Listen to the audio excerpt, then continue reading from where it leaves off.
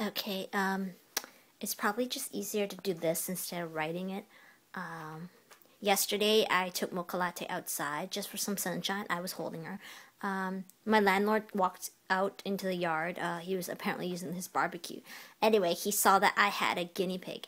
And now when I signed the lease, he basically, the way he phrased it, and based on the piece of paper I was signing, he's like, no cat and dog, right? As in, like, you don't have one, right? So, of course, I said no. And I asked him, I was like, but if I wanted to, could I? And his answer was, I prefer no cat and dog. Okay, so, and the lease clearly has a box where you check it off, where he goes through the list with me. And it clearly says in capital block letters, no cat/dog. So, I was under the impression that you couldn't have a cat or dog. So, pretty logical, right? Okay, but I didn't know that I couldn't have any pet because it didn't say no pets. So, anyway, he saw Mocha Latte, and the first thing he said afterwards, because I said, look, don't worry, I'm very, very clean. I clean every couple days, which is true. And there's no smell, no mess, which is also true. I wasn't lying about that. So his first question was, it's not let out of the cage, like it's got a cage, right? And I'm like, absolutely, it doesn't wander through the house, which is also true. Wasn't lying about that. Even when I took Mocha Latte outside, it's not like I put her in a leash and walked her outside. I carried her outside in a bin to the door. I bent down, picked her up, and then I took her out the door. So, like, there's no chance of her hopping out of my arm and, escaping. Because I do have a lease and I do have a security deposit. So, obviously, I'm not going to risk my security deposit on a guinea pig. It doesn't matter how much I love my guinea pig. And of course, it's his house. It wouldn't be fair to damage it. Even if the security deposit did cover the damages, it wouldn't be fair to him. I mean, it's your home. It's, you let someone into your home to rent. You don't want to damage it. You don't want that damage there. It's not good. It doesn't make you feel secure if you're renting to someone that's going to potentially damage your property. Of course, I don't know if he's ever rented to someone that has pets, but I have absolutely no intention of damaging his property, even if I didn't have a security deposit at risk. But, and he asked me, like, any other pets, and of course I told him a hamster, which, I wasn't lying, but I actually have 10. But, I figured that's enough of a shocker. But, I clean my hamster cage every 4 to 5 days, and most people clean their hamster cages diligently, like, once a week. But the thing is, by the time it gets to 1 week, it starts to smell, which is why I start cleaning my cages at 4 to 5 days, which is before any smell starts.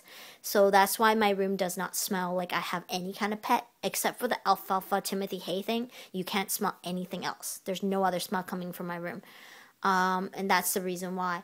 But now that he's expressed that he actually didn't want any pets, I guess I'm not getting that bunny, Hop Hop. That dream has gone away, because I definitely don't want to introduce another pet and then have to explain that to him. And I'm pretty certain that if I told him I got a bunny, he would definitely freak out, because, I mean, some bunnies do get pretty big. And if you don't know what types of bunnies are out there, you're just under assumption of those big bunnies that SPCA has often mentioned that people buy and they didn't know they grow so big, and they come to the size of like a Persian cat, and, so I definitely am not getting a bunny now. So I've only got the guinea pig and hamster.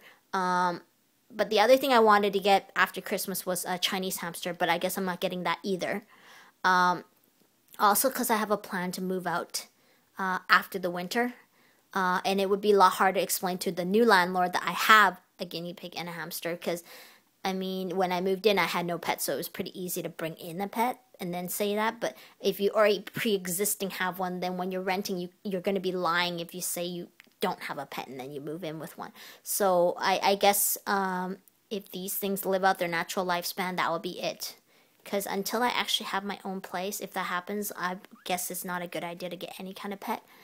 I know that it will be harder to rent if I have a pet, but the thing is, I am very clean, and I'm hoping also that this landlord will actually mention that if anybody asks when I do move into a new place, because, I mean, I've spent a lot of money on ensuring that they don't make any kind of mess. I mean, that's like a #1 priority. I know that guinea pigs are messy, but as you can see with their cage, there's hardly any crap. She just did that now. But I clean this up with a glove or without a glove. I don't care. I'm not that picky. But if it's really damp, I usually do use a glove. But I pick up all of this crap like a couple times a day, so it's really clean here. I mean, I clear out that grass once a day. It doesn't matter if she eats it or not. I clean up everything. And there's even a potty pad under this igloo tucked into the edge of this bed just to make sure that she doesn't pee there and then stink up the bed. So I mean, I'm really clean, and I'm gonna go out and get a shower curtain though, just because he's expressed he doesn't want any pet. So I 100% don't want him to walk in and like want to inspect and then find that there's nothing protecting his carpet, because I know he's gonna freak out about that. Even though this thing clearly goes up the side and then is overlapped by the pink cloth, like right here. I'm just for safety, I'm just gonna go out and get a shower curtain, and hopefully he doesn't want to see it anytime soon, because I was gonna do it tomorrow. I'm just gonna go get the shower curtain today. I'm gonna put the guinea pig in one of the half bins for the hamsters, the half size ones, the 55 liter. And when I change this liner, which I'm due to do tomorrow, because I did my last one on Wednesday, I'm just going to lift this cage and probably just slide it out, put it so that it actually starts here, and it's gonna drape over the side a little bit. So it's actually gonna gift wrap this cage, so that this whole thing, even if she does manage to spray or climb out, all she's gonna do is be trapped in a layer of plastic. I mean, there's a risk to her, but it's better than risking the carpet, because I think that's what he's more concerned about. I mean, when I got here, there was no stains on this carpet, and I would like to keep it that way too, obviously, even if I'm only living here 1 day, 2 day, 1 year, forever. I obviously don't want to damage his property, so I'm going to do that. But there is like 4 layers of potty pads under this entire thing.